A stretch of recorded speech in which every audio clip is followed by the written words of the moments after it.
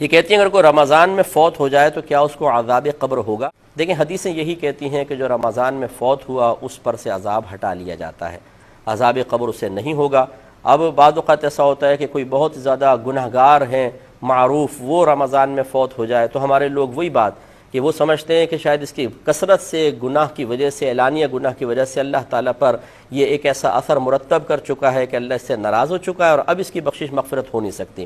اب جب اس قسم کی حدیثیں ذکر کی جاتی ہیں جی رمضان میں اگر کوئی فوت ہو جائے عذاب قبر نہیں ہوگا، بولتے ہیں کہ یہ کیا بات ہوئی، ساری زندگی گناہ کر رہا ہے پھر بھی کچھ نہیں ہوگا۔ تو بھئی آپ کون ہوتے ہیں؟ آپ کی جیب سے کوئی پیسے نکال رہا ہے وہ، یا آپ کی کوئی پراپرٹی اس نے قبضے میں لے لی ہے، یہ اس کا معاملہ ہے، اس کے رب کا معاملہ ہے، آپ کو کیا تشویش ہے؟ بلکہ اس طریقے سے اللہ تبارک و تعالی کی تقسیم پر اعتراض کر کے آپ گناہگار ہوں گے۔ آپ نے نیک عمل کر کے کون سا کمال کر لیا؟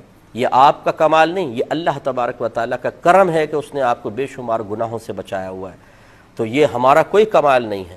اس طرح اس شخص نے اگر گناہ کیے ہیں تو اللہ تبارک و تعالیٰ نے اپنے عدل سے اسے نفس و شیطان کے حوالے کر دیا اور لڑنے کا موقع فراہم دیا، وہ شکست کھا گیا، اور آپ کو اللہ نے اپنے فضل سے نفس و شیطان کو مغلوب کر کے عبادات کی توفیق عطا فرمائی۔ دونوں جگہ، ایک جگہ عدل ہے ایک جگہ فضل ہے، لہٰذا ہمارا کوئی کمال نہیں ہے۔ اس لیے کسی شخص کے بارے میں آپ یہ گمان نہیں کر سکتے ہیں کہ یہ ضرور جہنم میں جائے گا، اور اگر کوئی کہے کہ نہیں حدیث کے مطابق اس کی بخشش ہو جائے گی تو آپ اعتراض کرنا شروع کر دیں کہ بھئی کیوں بخشش ہو جائے گی؟ بھئی آپ کون ہوتے ہیں کیوں کہنے والے؟ آپ اگر یہ کہنا چاہتے ہیں کہ معاذ اللہ ثم معاذ اللہ، پھر تو یہ ناانصافی ہوگی کہ میں نیک عمل کر رہا ہوں، وہ گناہ کر رہا ہے، وہ بھی بخشا جائے میں بھی بخشا جاؤں، یہ تو اللہ تعالیٰ کی ناانصافی ہے۔ آپ کون ہوتے ہیں حکم لگانے والے اللہ تبارک و تعالیٰ پر؟ اس لیے وہ کتنا ہی گناہ گار اور پاپی ہو، ساری زندگی شرابیں پیتا رہے، ساری زندگی زنا کرتا رہے، اللہ تعالیٰ اس کے بندے کا معاملہ ہے۔ ہو سکتا ہے وہ شخص ایسی توبہ، موت سے پہلے ایسی توبہ کر چکا ہو کہ اللہ تعالیٰ اس کی سارے گناہ بخش دے، بغیر توبہ کے بھی مر گیا لیکن اللہ تبارک و تعالیٰ نے اس کو رمضان میں موت دے دی، اور کسی نے اس کے لیے دعا کر دی، اللہ تعالیٰ اس کے وسیلے سے بھی اس کو بخش سکتا ہے۔ میرے آقا صلی اللہ علیہ وسلم نے ارشاد فرمایا کہ میری امت گناہوں سمیت قبر میں جائے گی اور مغفرت شدہ اٹھے گی، اور اس کی وجہ بیان فرمائی لوگوں کی دعائیں مغفرت کی بنا پر۔ یہ شرح الصدور کے اندر یہ حدیث پاک موجود ہے۔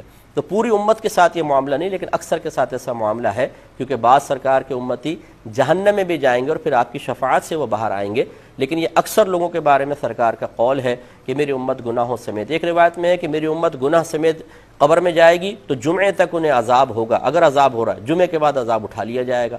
یہ تو میری اللہ کی مرضی ہے نا، تو اس طریقے سے ہمیں اللہ تعالیٰ کی تقسیم پر معترض نہیں ہونا چاہیے۔ اللہ نہ کرے، خدا نہ خواستہ آپ ابھی بڑے پپو ہیں، نیک ہیں، پرہیزگار ہیں، اور پھر آپ سے کوئی خطا ہو جائے تو اب آپ اپنے بارے میں کیا کہیں گے کہ ضرور آپ کی گرفت ہونی چاہیے، ضرور آپ کو رسوا ہونا چاہیے، ضرور بری موت آنی چاہیے، ضرور عذاب قبر ہونا چاہیے، ضرور میدان معاشر میں آپ کو ذلیل کیا جانا چاہیے؟ نہیں، اپنے بارے میں کیا گمان کریں گے؟